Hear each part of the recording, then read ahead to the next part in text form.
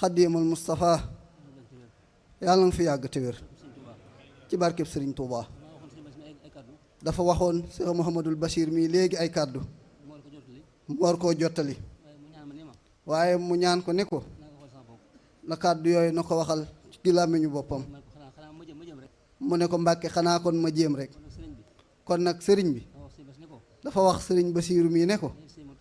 neel Cheikh Mouhamadul Muntaqa ñun mbokki sëriñ Tuubaa yépp sant nañu ko gërëm nañu ko noo ngi koy ñaanal ndax lii nga nu defal Mbàkke tey jii boole nu ci ndigalul sëñ Tuubaa gi woo ñu ci kër sëñ Tuubaa gi yendoo ak nun bernde nu bernde yoo xamante ni yii yu am solo la loolu Mbàkke gis nañ ko baax te jàpp ko baax muy lu rëy lu jombe loo xam ne mënut ko amal sunu bopp.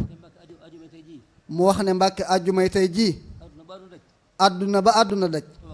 Tuubaa rekk ko am tey jii àjjumay tey jii amut lu mu àttanut tey jii ak fa nu jëm loolu de Mbàkke mën naa ko waat ndax Mbàkke loolu lépp nag yow mii la ko Sëriñ Tuubaa baaxe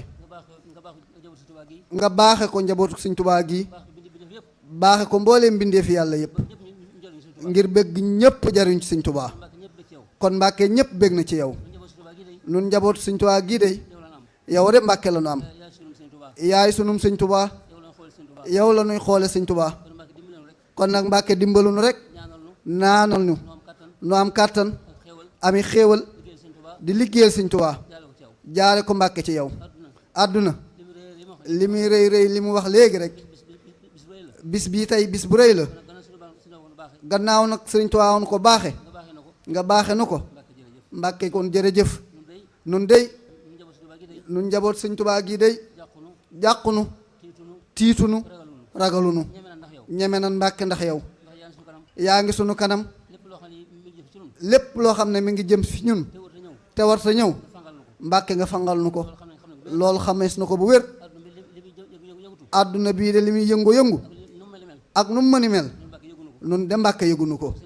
noo ngi sant Sëriñ Tuubaa